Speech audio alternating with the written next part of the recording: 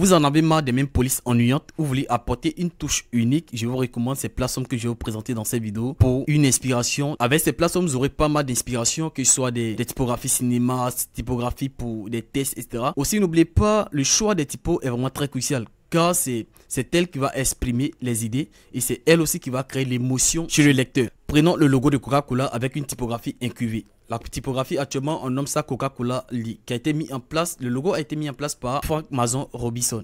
Et là, maintenant, quand vous regardez ce logo, la typographie qui a été utilisée, quelle est l'émotion que cette typographie crée dans votre tête? Donc, si on regarde très bien le logo, on a Coca, trait d'union et Cola. Les 8 lettres évoquent hier comme aujourd'hui, sa qualité, saveur et rafraîchissement. Donc là maintenant, après ça, ils ont utilisé les couleurs et le style de typographie pour parler de la jeunesse et de la vitalité. Donc vous comprenez un peu l'idée. La couleur rouge que vous voyez dedans, c'est pour une question de jeunesse et de vitalité. Déjà la typographie seule, le script incurvé donne déjà une émotion, savoir que Coca-Cola est dans les sensations. Très intéressant. Prenons aussi le cas de Disney. Concernant Disney, lui utilise une typographie qu'on appelle Waltograph. Et maintenant, quand vous regardez le logo de Disney, c'est-à-dire la typographie utilisée, quelle émotion ça crée dans votre tête? Donc, directement pour dire que le choix d'une typographie va dépendre de certains critères que je vais vous citer dans cette vidéo. Mais avant tout, on va parler d'abord des différentes familles. Parlons maintenant des familles. On va d'abord commencer avec la famille Serif. La famille Serif, on prend peut-être les marques qu'on utilise pour faire les logos. Zara qui utilise le Didot. On a WordPress aussi qui utilise Miss Yves et aussi on a Dior utilise Nicolas Cochin. La catégorie Serif ont des appartements. Donc toutes les typographies que vous allez voir avec ces gens d'appartements sont des typographies Serif. Et là maintenant ces typographies vont traduire la tradition ou l'histoire, le respect. On a aussi, ils sont dans le sérieux. Deuxième catégorie, on prend les typographies sans serif. Les marques qui ont utilisé les polices sans serif dans leur logo. On a Spotify qui utilise Gotham. On a Netflix aussi qui va utiliser Bebas Neuer. Et Google qui va utiliser Produit sans.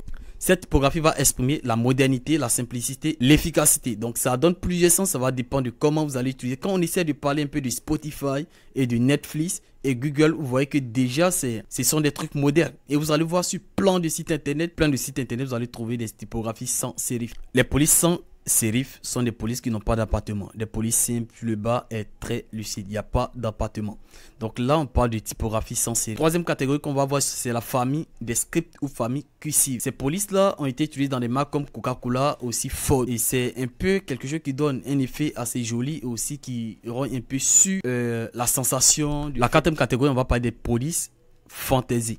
Donc ici directement on prend le logo de Disney. Vous voyez comment c'est. Dans ce logo, le Disney a utilisé Walter Graph. Ce logo là, tel que vous le voyez déjà, ça exprime, ça crée une émotion. En ce qui concerne les critères pour le choix d'une typographie, il faut d'abord savoir où est-ce que ton projet s'en va. Dans un premier temps, parce qu'il faut d'abord choisir ton public, il faut avoir une cible.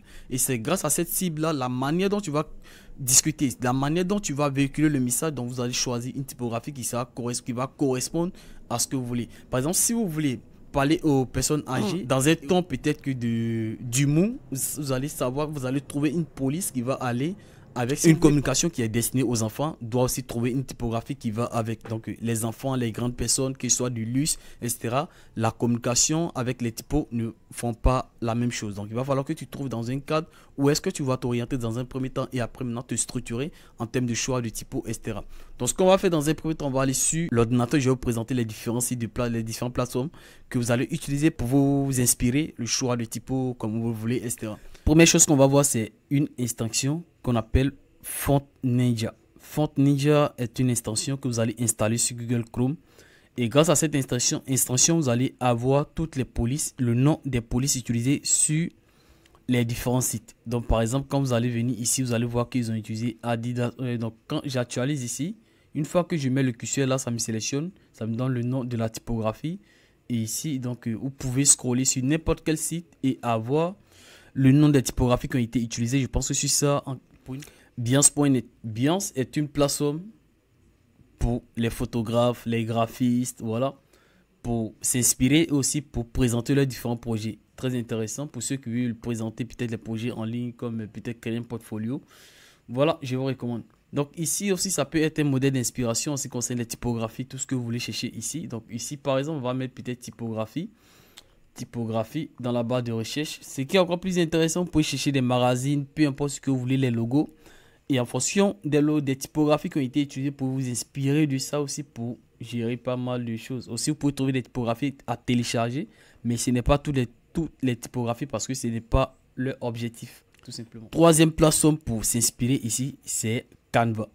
Canva est une plateforme très intéressante pour inspiration en termes de typographie.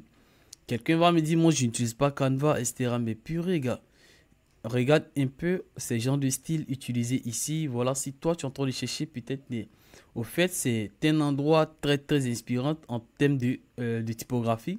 Donc, par exemple, si vous voyez une typographie sur Canva qui vous intéresse, etc. Par exemple, si c'est ça que vous voulez, vous pouvez cliquer soit peut-être ce style où ils ont utilisé pour créer le 7 mètres. Vous pouvez cliquer et ensuite faire comme si vous voulez personnaliser le document afin de pouvoir trouver le nom de la typographie qui a été utilisée. Plateforme suivante, c'est TypoCiné. TypoCiné.com, c'est une plateforme assez intéressante. Ici, vous avez que des typographies qui ont été utilisées sur des films, sur la couverture des films.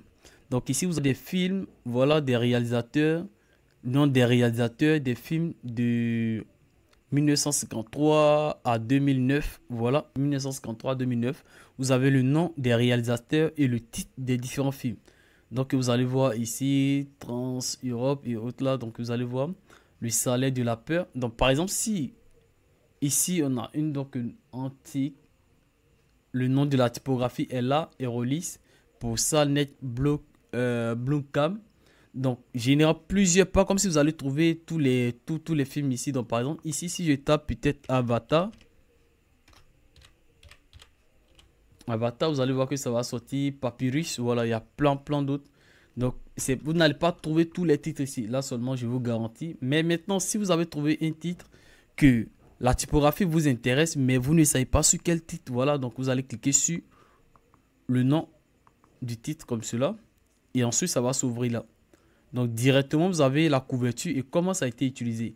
Donc par exemple, on va retourner, on va prendre peut-être Avatar. On va cliquer sur Avatar.